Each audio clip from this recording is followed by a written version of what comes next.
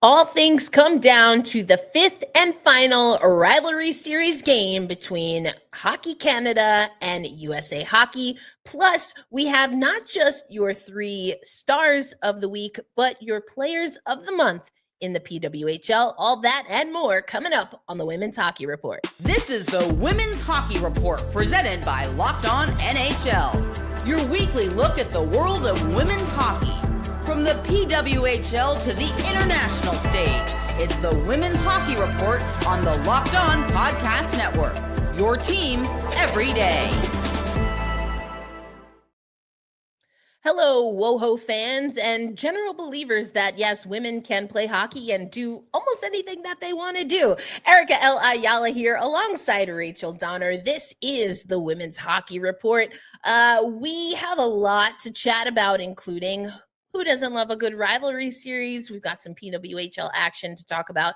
But Rachel, first, let's do a vibe check. How you feeling this week? I'm feeling lots of things about goaltending in the rivalry series. I mean, Gwyneth Phillips, what a performance. We'll get into it.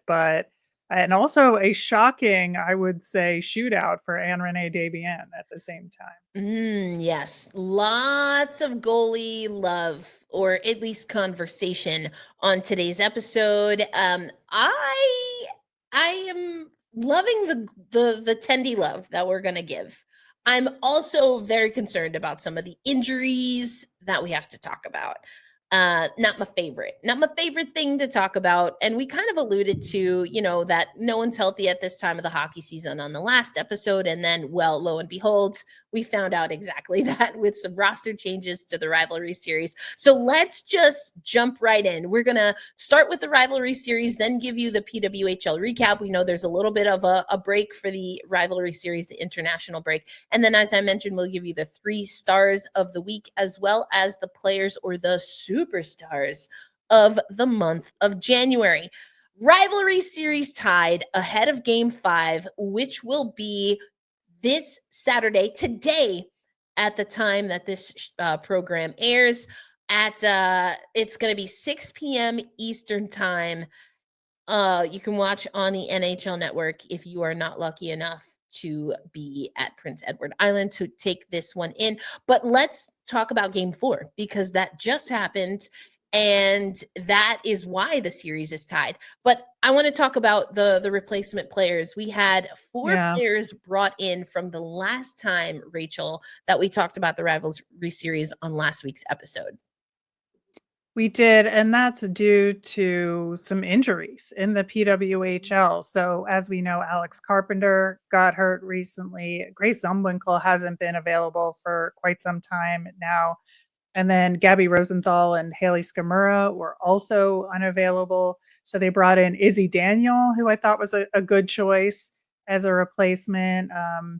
Claire DeGeorge, Maureen Murphy, and Manon McMahon. So a slightly different look for Team USA, given those few heavy hitters there not available. Yeah, absolutely. And we had already talked about on the last episode that they're missing 5 goals off the board from the last portion of the rivalry series, because college and NCAA players were a part of that portion, but not a part of this portion of the rivalry series. So we already were curious what USA was going to look like, but I'll tell you what, they look pretty okay, and they looked phenomenal in net with Gwyneth freaking Phillips. I would like to petition to add that to any middle names that Gwyneth already has. And you can remix it to be a little more elevated and adult if you'd like. But the United States wins 2-1 in a shootout. Gwyneth freaking Phillips, 31 saves on 32 shots faced, including 5 of 5 saves in overtime alone. That's more than double what Anne-Renee Desbiens faced on the other side for Hockey Canada.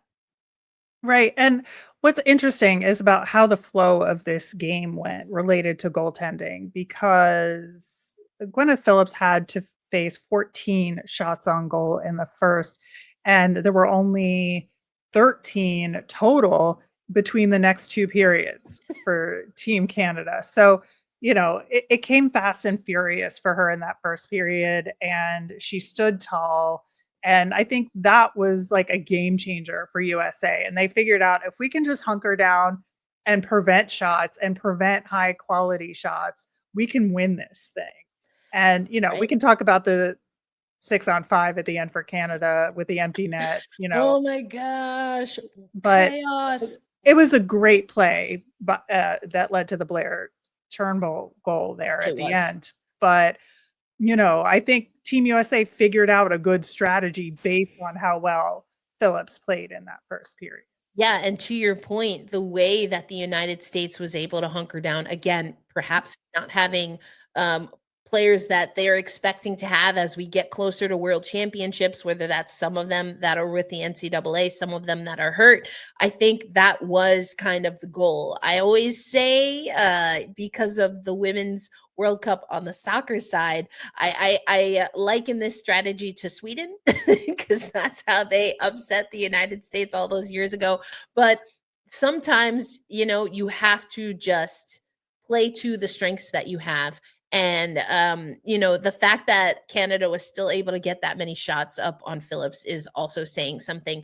But ultimately, on 5-on-5, the United States playing perhaps a little bit more defensively than we're used to seeing in such a long stretch of time.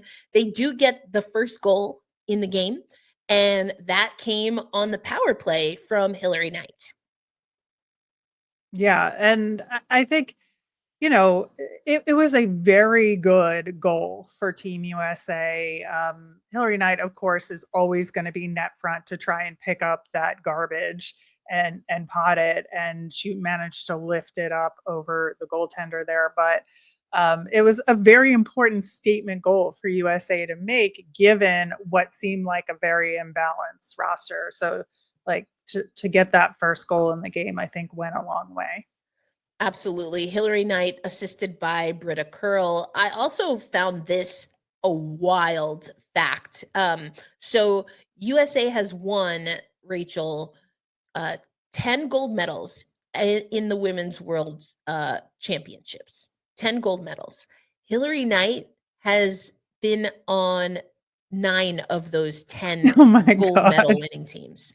Like, that is the institution of USA hockey is almost Listen, synonymous, at least I for am sure. not emotionally prepared for her to not be in hockey anymore, so I don't wanna talk about how many I she's played mean, in because that's and I think this is also just a testament because we know that in women's hockey, and maybe this is starting to change a little bit, but you get recruited pretty early and then you are like in like for life, right. and I think that's what this speaks to. So we talked about Captain Clutch Marie-Philippe Poulin on last episode. So now we had to give some love to Hillary Knight. I thought that was just a wild stat. Like, I couldn't let it go. Like, usually I don't lean into Yeah. like the ageism of it all.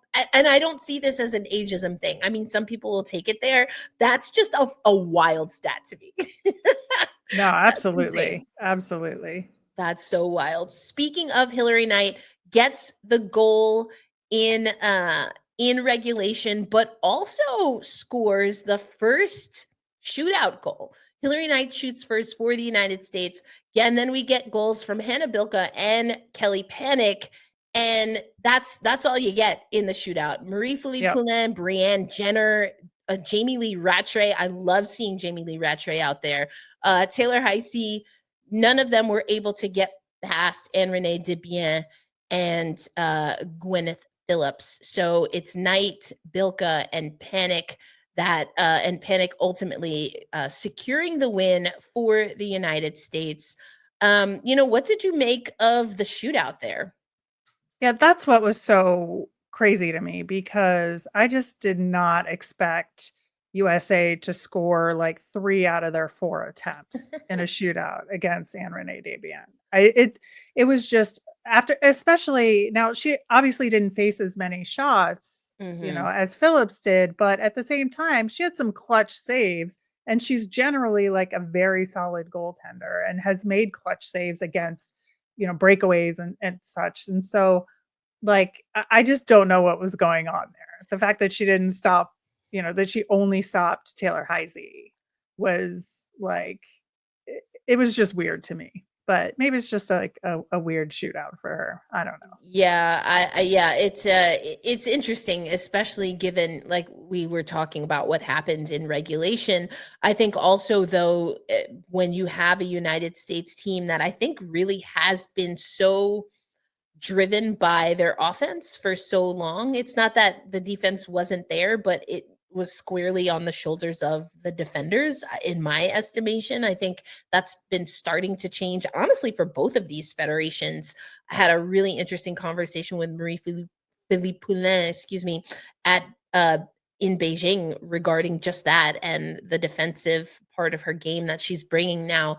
But you have open ice, it's you and the goalie. I mean, we're talking a lot about Billie Eilish before we started recording, and it's kind of what the US was made for, you know? Yeah. So I think that's a little bit also of what you were seeing there. So another phenomenal game between these two, and that tees us up for a winner take all in the rivalry series. Now, this is the time in the episode, right, Rachel, where we say we know that technically, right, like there's nothing on the line, but also Is there though? right. Like, But also, I feel like there is, and not just between these two rivals. I mean, it's literally baked into the name of the event, but for also what will be the rosters come World Championships, where there is hardware on the line, which is why the injuries, going back to my vibe check, not so great vibe check, the injuries. And unfortunately, not only did we talk about injuries leading into this game with some of the players absent for the United States, but perhaps a really troublesome, worrisome injury for Hockey Canada. yeah, Sarah Nurse left the game in the first period, did not return. And, that's not just a scary thing for her and for Hockey Canada. And, like, regardless of, outcome or rooting interests, like, she needs to be in these games. Like, Yeah. it just seems like unfair to not have her in these games just as a hockey fan, right? And, I worry about her for Team Canada. I worry about her now for Toronto, as, Yes. we'll talk about the PWHL implications, but very scary. And, as of now, we don't know what her status is. Yeah, and we have reached out to Hockey Canada at the time that we are recording, haven't heard anything yet regarding Sarah Nurse and her status. Should anything change, I will be able to post an additional video if and when we hear something between now and our next episode.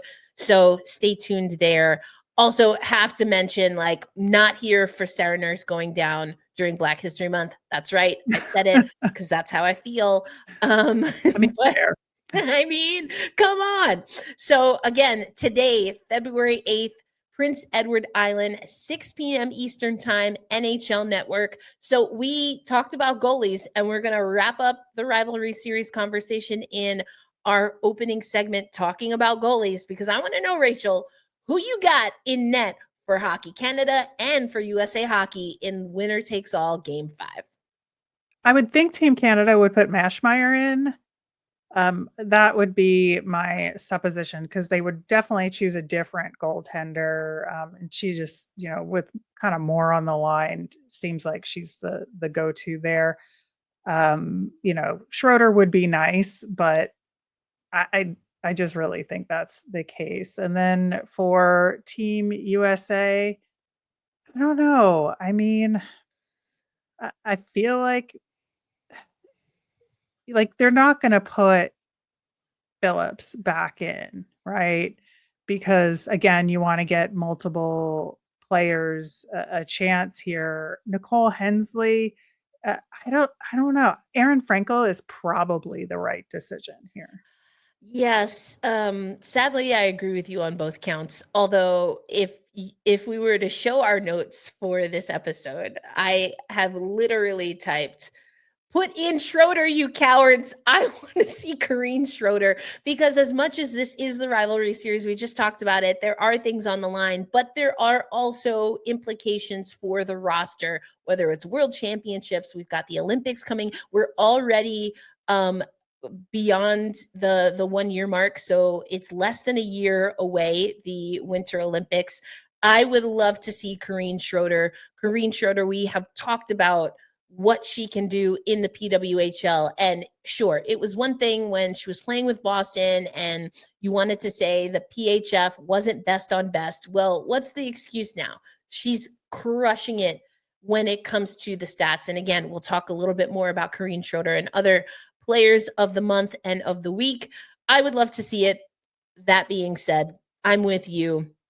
This is still USA Hockey versus Hockey Canada. Even though there's not technically anything on the line, there is, for all of the reasons that we've already mentioned, and probably some that are very personal to the players in the rivalry series. I don't think you lose anything at all by going with Emirates Mashmeyer. Been there, done that. Yeah.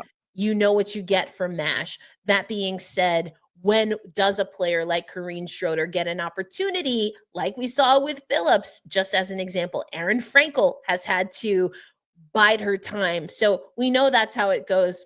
I'm just saying, I wouldn't be mad if we saw Schroeder. And I mean this truly as a hockey fan, not as someone who happens to have been born in the United States, whatever that's worth these days. Anyway, I digress. So with regard to the United States, again, Phillips would be great to see her again just for the drama of it all, but this is still developmental. I think you also just want to, as a coaching staff, be able to see as much from your roster and the rosters that you put together for this. So probably going to be Erin Frankel. Again, I don't think you lose anything at all by going with Erin Frankel. Right. It does go to a conversation that we hinted on, Rachel, and that we'll probably have in another month or two, and perhaps even beyond as we march closer to Milano Cortina. But what are the vibes? What are the vibes when it comes to Hensley and Rooney? The one versus the other, which seems to kind of always be the case when it comes to USA Hockey, but just overall as well, because, again, Phillips had a great game. How much weight does that carry in the rivalry series versus world championships? I guess we'll find out. Yep. Indeed we will. So, okay, make sure you are tuned in tonight. NHL Network is going to carry the Canadian feed so you can watch the game. And of course, we will be back next week to crown the champion of the rivalry series, I believe brought to you by Discover this particular year. But we still have plenty of PWHL action to talk about. We'll recap the last week going into the rivalry series and then get you ready for the week to come on the Women's Hockey Report.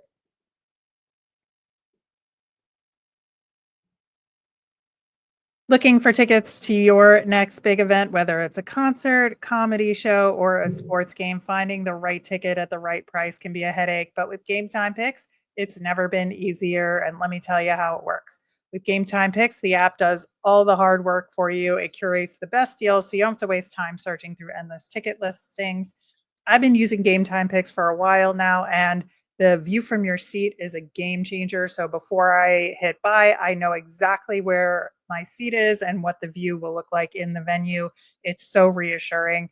The best part is you're covered with Game Time's lowest price guarantee. If you find a better deal somewhere else, they'll refund 110% of the difference. Plus, your tickets are guaranteed to be delivered on time with easy cancellation options if something comes up.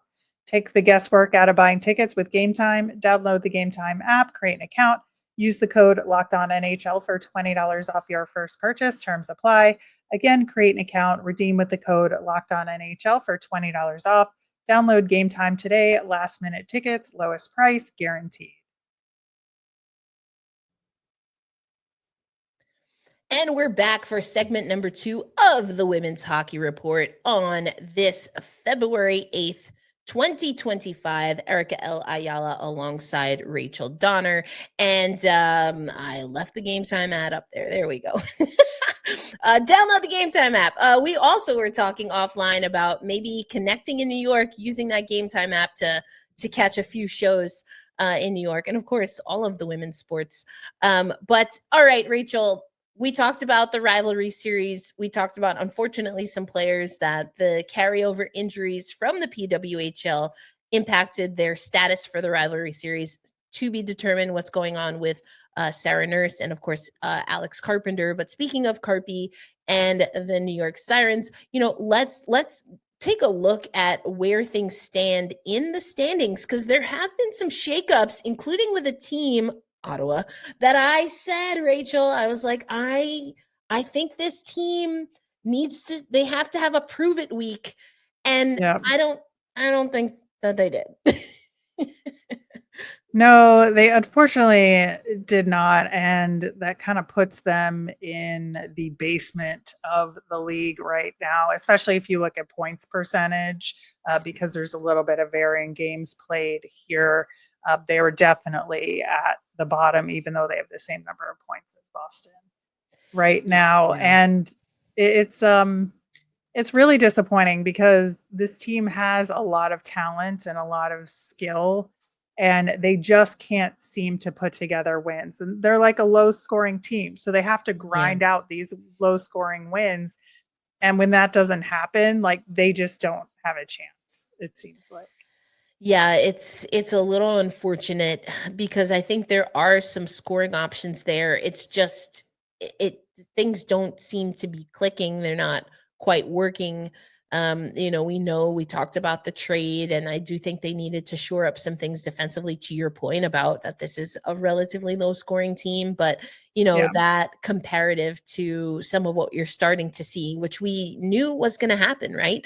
That other teams were going to start to settle in. So if Ottawa's in the basement, at least as of right now, as you said, especially looking at percentage, they're at a point, a 378 win percentage behind Boston and Toronto, who popped up a few spots. Right. And they defeated Ottawa, right? And the big difference here, I think, in that game was that Ottawa was 0 for 4 on the power play. And they've had the least number of power play opportunities so far this season at 31. They've only scored 3 times, plus they've had a shorthanded goal against as well. But Toronto, on the other hand, in that game, barely any shots on goal in the game, 18 total, right? Low shot total for them, but they managed to capitalize on several of those opportunities. So, if you can't score on the power play to keep up with a team that's getting puck luck, like what is going to happen there, right? Yeah, it doesn't bode well for you. The Sirens, as we mentioned, they are in a tough spot with Carpy being out, Alex Carpenter.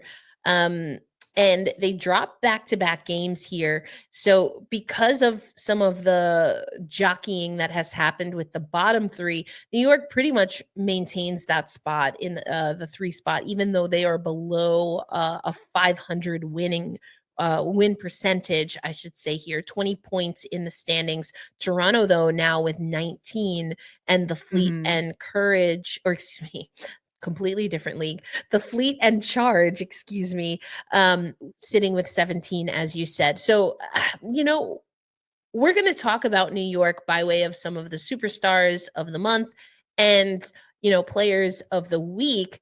But, what is it going to take for the Sirens to maybe push a little bit more to make things more difficult for Minnesota, who's now in that 2 spot with 25 points? I mean, is there anything glaring that you're seeing that kind of needs to change for New York if they want to move up? I mean, right now they're in solid playoff position if the season ended right now, but you always want to create more separation from the bottom 3 if Right. you can.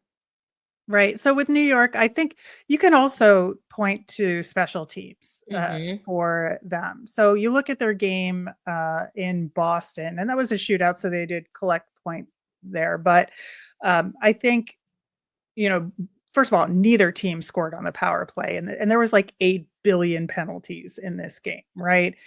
But the Sirens were 0 for 5 on the power play in that game. And, that is a difference maker there. And then you look at their game against Montreal, they got a 5-minute major when Marie-Philippe Poulin went off for a hit that she eventually got fined by the league on. It was a pretty scary hit on Downey Landry in the second period. The New York Sirens only got one shot on goal in the duration of that 5-minute major. And you got to score on these opportunities, and they just haven't been able to capitalize. And that's made a big difference for them. That's a huge blown opportunity, especially when the guilty party is one Marie-Philippe Poulin. But speaking of Marie-Philippe Poulin and Montreal, we did ask in our last handful of episodes, would Montreal be able to create some separation? And they're starting to do that. They're starting to do that a little bit right now, 31 points. And that gives them the lead over the Minnesota Frost. We've mentioned the winning percentage. They have by far the best win percentage. No one is out of or is at more than 50%, or 55 technically percent for the Minnesota Frost. The Montreal Victoire at 70, basically 74%. So that's huge for Montreal to create some separation. Again, not without some drama, as we've mentioned, but Montreal has been able to, since the beginning of the season, even when not perhaps playing their best game, they've been able to collect points, and that's starting to pay dividends right now. Yeah, absolutely. And that game against New York is Exhibit A for that, right? Where the aforementioned Anne-Renee Desbiens had a great game and 23 saves on 24 shots in that one. Abby Barine, who we've talked about, continued to stand out with 2 assists, on both of the Marie-Philippe Poulin goals. I thought Jennifer Gardner had another real solid game in that one. And they're just fine. This is a team that finds ways to win. Yeah. And that's the name of the game. While all the teams are figuring things out, we've even seen some early trades. You just stay the course. Slow and steady seems to be what Montreal it was all about. And so if they can really find a stride, put their foot heavy on the gas, this could be completely different. But of course, we know from Kendall Coyne-Schofield, who joined us on the show not too long ago, that Minnesota has something to say about that. They too are hanging in there, starting to find their stride. And coming up, we'll talk about some of the players from Minnesota and throughout the league that are helping with their consistent play in being able to keep their team afloat. That's coming up on the Women's Hockey Report.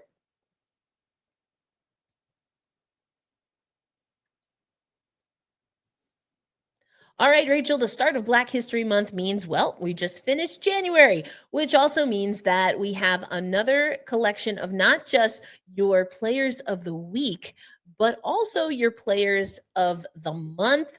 And let's just start with the players of the week. Again, this was leading into the Rivalry Series, a little bit of a break there. We talked about some of the games. Montreal had a few fixtures as well as Toronto. And those are the 2 teams that are represented in the 3 stars of the week. Yeah, and I want to call out Renata Fast because I think she's the 2nd star of the week, and MPP was the 1st star of the week, and that's fine and all. But I think if you get fined, maybe you lose a star. I don't know, but Renata Fast, I think, has had she's coming on real strong right now. 2 goals and 3 assists in her last 3 games, and as of now, she is tied with Hannah. I'm sorry, she is 1 point behind Claire Thompson in terms of points for defenders in the league right now. And she's a player that she's like one of my favorite defenders in all of women's hockey. And I think that she just is a difference maker. And so it's good to see her kind of come on in the last week. Yeah, I love that you gave Renata Fast a shout out, the only defender on this list. Also, we talked about, well, we alluded to some trades, including Jocelyn The Rock leaving Toronto. That was Renata's, of course, defensive partner for the Mhm. Toronto Scepters. They'd worked together, of course, with Hockey Canada. So, very curious what would happen there. But Renata Fast continues to be the consummate professional. She, to me, is very similar, not exactly the same, but like the Lee Steckline of Hockey Canada, Mhm. just as far Yeah. as what you get on the ice. I don't know enough about Renata Fast to know if she also embodies kind of that mothering, nurturing characteristics that we often see with Lee Steckline. I wouldn't be surprised, but the high IQ, just very cool, calm, and collected on the ice. And again, as I said, just certain players and the way that they play, being able to now make an impact and have, I believe it's points in 3 consecutive games for Renata Fast at the time that, as we mentioned in the last segment, Toronto is starting to leapfrog and at least be at the top of the bottom of the standings, which is different, Rachel, which is not what we have seen Yes. throughout the season. And you cannot ever put a team with a player like Renata Fast out of it. Mentioned Marie-Philippe Poulin and of course Anne-Renee Desbiens. And we're not going to talk about them when it comes to the 3 stars as much, Rachel, because actually we want to get to the superstars. Like, who were the best of the best in January per the PWHL superstars. And I feel pretty good about this list, if only because it really just solidifies a lot of what we talked about on the last 2 episodes of the Women's Yeah. Hockey Report. Yeah, and I especially want to call out Hannah Miller being Mhm. on this list. We talked a lot about her recently related to the fact that she can't play in the rivalry series because she's played for the team from China. But I think that she is just such a stalwart in this league and in women's hockey. And like we said, if Toronto is going to make something of themselves this season, she is going to be a huge part of it, and she's the lone representative for Toronto on this list. Yeah. Speaking of, tied with Renata Fast in the scoring lead right now for the Yep. Toronto Scepters, tied for the league lead in power play goals with the aforementioned Sarah Nurse, who we've talked about is doing a lot that doesn't always pop because of how Toronto has played in the PWHL. So we, of course, for the sake of Sarah Nurse, want to make sure that she's in good health, and in good spirits, but also, of course, from a hockey perspective, you have to think that this could have a major impact on the Toronto Scepters.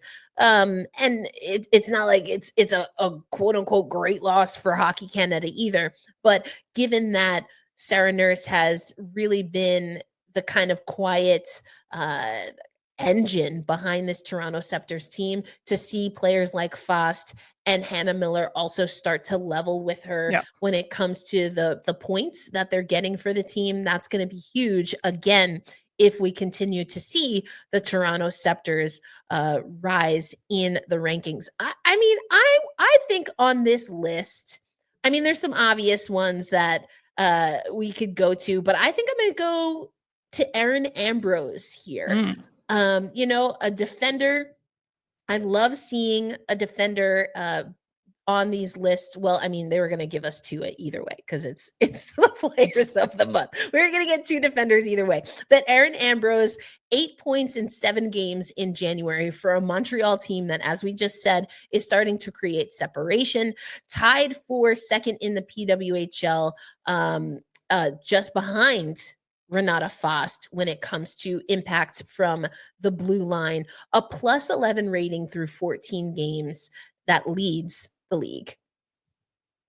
Yeah, she's just a tremendous asset to Montreal's blue line, and I think Montreal is establishing themselves Yeah. as the dominant force, and you can't do that without a strong defense to offense mentality, and I think she's a big part of that.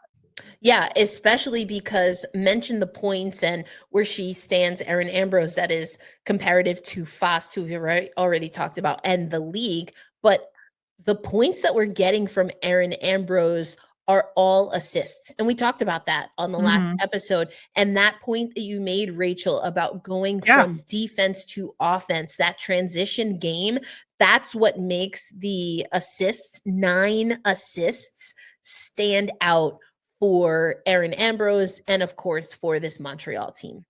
Okay, so we mentioned that we were going to get a player of the month in every category, or at least I alluded to that. So 3 forwards, 2 defenders, and a goaltender. So, who stands out to you? Well, let's just talk about the goaltender because there's only the one, and it is the one and only Corrine Schroeder. Yeah, and I think, she had a rough go maybe in one recent game a little bit, but I would say if you're looking at the whole month, she's the pick. Like, it's a Mhm. no-brainer there. I Yeah, think going into, we'll see at the end of February, I think it's gonna change a little bit because yeah. there are ebbs and flows over the course of the season, but, she had a 955 save percentage in January. Like, that's pretty 155 extraordinary. shots. On Yeah. 155 shots.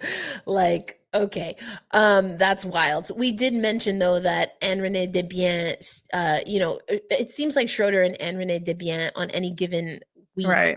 or within a couple of games in the PWHL throughout the week, they kind of can jockey for the top position when it comes to the save percentage, goals against average, but and Renee Desbiens currently leading when it comes to wins. Corrine Schroeder, just 2 wins behind, and Renee Desbiens in that category. And you can have a stellar performance in net and not necessarily get the win.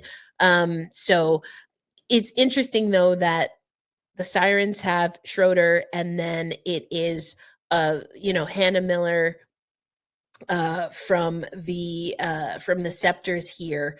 And then now this I think is interesting. 2 members from the Frost, Kendall Coyne Schofield, who is just on the pod. Yes, I will continue to say it because it's true. And Claire Thompson. And then of course Marie-Philippe Poulin also on this list. But we know that Kendall talked to us on the show when we talked about the PWHLPA and their forthcoming leadership change there with their executive director, Malika Underwood, that Kendall wanted Minnesota to step up. And it sounds like from what we're seeing, we talked about it last week, and we're seeing it reflected in the superstars of the month, that Kendall kind of looked in the mirror and, took her own advice. She did. Like, she's had a really strong run of it. She had a goal and 2 assists in one game, and she's working really well with Michaela Cava and Taylor Heisey right now. They're kind of clicking Yeah.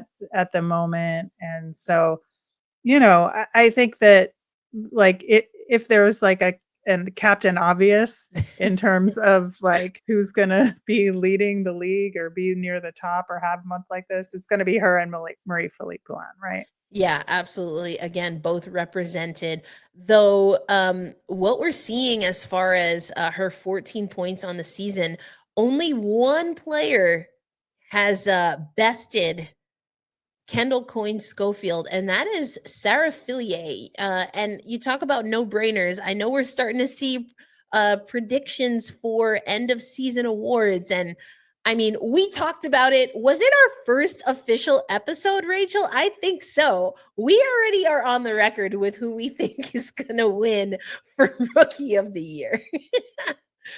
I mean, it's gonna be Sarah Fillier. Like, Yeah. if it's not, that's just gonna be weird. Yeah, I think we all know where it's going. So we'll have to see about that. And then, the Hattie, Marie-Philippe Poulin had a hat trick in the month of January.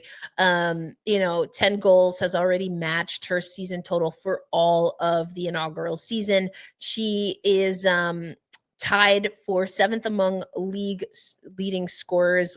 Sarah Fillier, as I mentioned, is leading there. 46 shots on goal, ranks third in the league behind Hillary Knight, who we talked about when we talked about the rivalry series, and Sarah Nurse. Get well soon, Sarah Nurse. Hopefully you're well already. Like, I'm just gonna put that out there. But if you're not, get well soon, Sarah Nurse. So that's your players, or excuse me, your superstars of the month. Just to put them in order here: Kendall Coyne Schofield, Hannah Miller, Marie-Philippe Poulin, Erin Ambrose, Claire Thompson, and Corrine Schroeder. I guess we didn't really talk about Claire Thompson too much here, but I mean, again, just a great player here. And what we said about Fast and maybe Ambrose when we talked about, some of the defenders that have been having great performances as of late, Claire Thompson also brings you that offense. And I think that is huge for Minnesota. They just seem to like to build their teams to where they have some options on the blue line that can not only facilitate a la Erin Ambrose, but that can also find the back of the net. Yeah, absolutely. And I think that's, you look at the teams that are leading the league, and there's a reason why. Indeed, indeed. So congratulations to the superstars, or is it Supra? I don't know. Or did I maybe just, my dyslexia comes in every once in a while. The stars of the month. We're just going to go with that. Congratulations to the stars of the month. And, it is still young in February, so can't wait to see who rises to the top. All right, we are about to wrap up this episode of the Women's Hockey Report, but we're not going to leave you going into another weekend without picking the game of the week. We have two different games. We picked two different games, but some of the players are the same. Rachel, which game are you circling this coming week? Yeah, on Wednesday, we've got Boston at New York, and we've talked about how Boston needs to pick things up a little bit. They're on the road for both games this week, and so I picked this first one simply because, like, New York, on the 2-game losing streak, they need to recover from that, and Boston has this tough situation they're in as well, like to get some more scoring there. So I think this will be sort of a defining game for this month for both teams. Yeah, indeed. And actually, I'm going to call a little bit of an audible. So we've got Toronto, Boston, Minnesota, and Toronto. Both will play 2 games this coming week. And originally, I picked the Boston at Toronto game because I'm thinking you have to be able to beat in your league, right? Within the players that, or excuse me, the teams that are within the space that you occupy in the standings, right? But I almost want to flip that now. I think just as important, especially for Toronto, that now finds themselves again at the top of the bottom 3, they need to prove that if they want to advance in the playoffs, that they can beat teams that are closer to the top. Similarly, Minnesota, who's now trying to catch Montreal, has to be able to beat teams, at least on paper, who are below them in the standings. So I'm going to switch my pick to the February 11th game because I think that either one of these teams, Minnesota or Toronto, definitely have the capability to win this game. But for me, this is maybe the more important game for Toronto. I think we're going to find out what kind of team they really are. They've struggled throughout this season, and you have to be able to take opportunities to keep teams that are ahead of you in the standings level as many times as possible while also climbing yourself. Toronto being able to close games in regulation has been an issue. It's been a problem. They're going to be on home ice. So I want to see what they're going to do on February 11th. Interesting. I love that audible. Yeah, indeed. Either way, the other game I was going to maybe say is the Boston-Toronto game, also at home for Toronto. But again, I kind of need to see what a team like Minnesota can do to maybe shut a team down that really hasn't earned the benefit of the doubt. Toronto has not earned the benefit of the doubt yet. But to that end, can Toronto maybe start, saying, hey, put a little respect on our name? Put a little respect on our name. So that's what I'm going with. But either way, you can't go wrong. We've got a nice slate here leading into the middle of February. And thanks as always for making the Women's Hockey Report a part of your Saturday morning routine. And for your second listen, check out Locked On Fantasy Hockey, become a fantasy hockey expert, and get the edge over your league mates with daily tips from Steal and Flip. Find Locked On Fantasy Hockey on YouTube or wherever you listen to podcasts. And of course, you should definitely check out the Locked On Flyers show, where Rachel is a co-host, and Locked On Kraken, where I am your host there. Until the next episode, where we, of course, will talk about the Rivalry Series game that is tonight.